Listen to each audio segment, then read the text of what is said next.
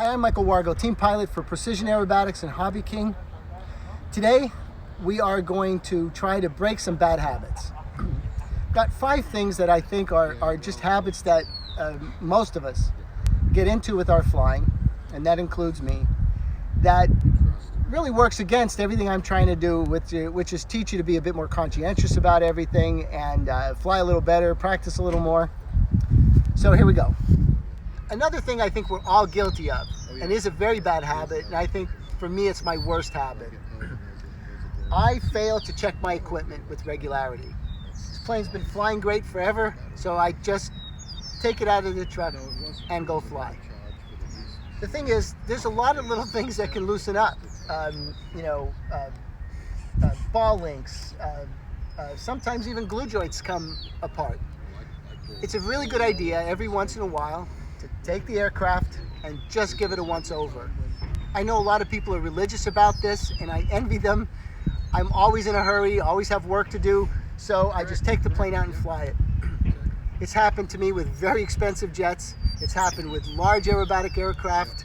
It's happened with everything in between, especially small electrics. Foamies, they're especially susceptible to little things coming apart. In fact, before I came here today, I noticed that I had a little problem with the control horn on a rudder on one of my foamies, and I had to glue it on this morning. So always check your equipment at least every 10, 12 flights. It may not be 100% practical, but I think it's something you should attempt to keep doing. But this is probably going to be the most important one to everyone watching. Don't compromise your landing approaches. If you don't have a good approach, going. If it's not where you think it should be, go around. It is a bad habit to try to save a bad approach.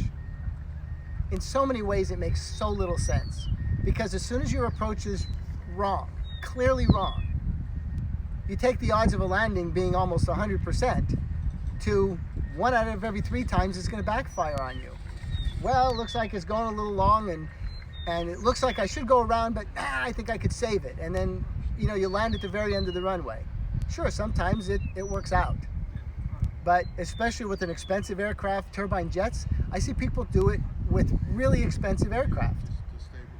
And I think for everybody, a really good habit to get into is watch your approach. If you're coming in, if it looks hot, go around. If it looks too high, go around.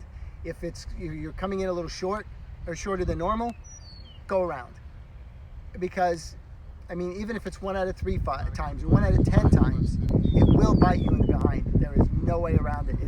It's a bad decision, and it's something that I see just constantly. So it's a very good habit to get into, to watch those approaches. Okay, this one is my pet peeve, type of bad habit, and that is flying without any sort of an idea what you're going to do when you get in the air. Even if it's a warbird, I just don't understand lifting off the ground and just flying anywhere and doing anything. It's a bad habit not to have any organization to your flight. If you're just going to fly a pattern, well, fly the pattern nicely. Have a plan. I'm going to go up. I'm going to get into the pattern. At least have some idea of what you're going to do. It's just a bad habit that I see most pilots tend to do, which is they put the plane out there and they take off. And without a plan, everything you do is reactive. You're reactive to the moment. You're not ahead of the airplane. And I've had several talks with Tom over the last couple of months about how important it is to plan what you're going to do and work some of your plan. And I keep using that word deliberate. Have something deliberate about your flying, because, and you'll probably notice at your club, when you watch people fly, you can instantly tell the ones who are reacting and letting the plane fly them, or the ones who are actually flying the plane and are ahead of it. If you're behind it, you're always at a disadvantage, and I can't possibly imagine that it looks very good. Okay, I said the last one was my pet peeve, but this is my real pet peeve. Not setting your plane up properly. A lot of times, I think pilots know how to set it up, And if I had $1 for every time I talked to somebody and said, well, you know, did you mix it out? Yeah, I was gonna, but I mean, I was gonna, it just doesn't make any sense. Why not make the plane fly well from the beginning? A very good habit to be in is fly the plane, make sure you set it up just like my setup guides say. Make sure the plane is literally set up and the linkages are set up properly. And I think it's a more common problem than most people would admit. If you look at all their planes, they'll have 6 planes, maybe 1 or 2 of them are set up really well, but well, this one isn't really mixed for knife edge, and this one, you know, I just set the rates at 100%. It's fine that way. My contention is nothing is just fine. You know, you should set it up right, or don't expect a good result. I mean, it seems pretty darn simple. If it's set up well, it'll fly well, and if it's not set up well, then it won't. So I think the most important thing coming out of this is something I've said 100 times before, which is make sure the plane is set up properly. And it is a bad habit to not do that. Okay, this is a really good one. We all have the habit, or some of us have the habit, at least most of us do occasionally, of putting the plane out on the runway, just throwing the throttle down, and off we go. Sometimes across the runway, any direction we want to go, we just take off and fly.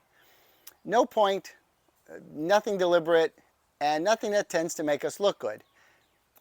I've been preaching for a long time that, you know, we want to make deliberate takeoffs and plan our first few maneuvers. And that's the bad habit I want you to break. When you put the plane on the field, take a little bit of time, take a breath, step back, decide what you want to do before you leave the ground. As you're looking at the airplane sitting on the taxiway, know what you're going to do on that first maneuver, whether it's going to be a long, slow takeoff or some fancy maneuver on takeoff. My recommendation has always been to plan the first 2 or 3 maneuvers. I think it helps establish you as a really competent pilot, helps keep you to stay ahead of the aircraft rather than kind of behind it a little bit, kind of realizing where you are and then trying to figure out what to do. For me, it's a good habit. I, of course, do it too, but I think anyone who takes this little bit of advice will be happy that they did.